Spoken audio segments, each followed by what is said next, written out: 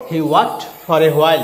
এখানে হোয়াইলটা কোন parts of speech যদি আমি বলি, এখানে দেখো আর্টিকেল আছে, আর্টিকেলের পরে একটা ওয়ার্ড থাকলে সেই ওয়ার্ডটাকে আমরা কি বলবো, একদম সহজ ভাষায় বলবো নাউন বলবো।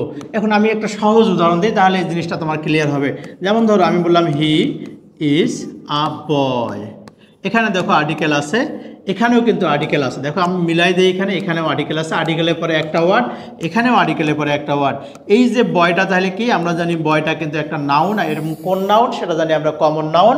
তার মানে এটা যদি নাউন হয় তাহলে হোয়াইলটাও কিন্তু আমাদের নাউন। খেয়াল রাখতে হবে, আর্টিকেলের পরে যদি একটা ওয়ার্ড থাকে তাহলে সেটা কি হচ্ছে আমাদের নাউন, আর্টিকেলের পরে যদি দুইটা ওয়ার্ড থাকে তাহলে সেটা হচ্ছে, প্রথমটা হবে অ্যাডজেক্টিভ, পরেরটা হচ্ছে অবশ্যই আমাদের নাউন। এবং আর্টিকেলের পরে যদি তিনটা ওয়ার্ড থাকে তাহলে প্রথমটা অ্যাডভার্ব, পরেরটা অ্যাডজেক্টিভ, পরেরটা নাউন।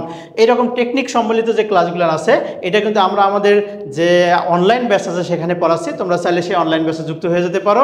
সবাই ভালো থাকো, সুস্থ থাকো, সবার জন্য শুভকামনা থাকলো। আল্লাহ হাফেজ।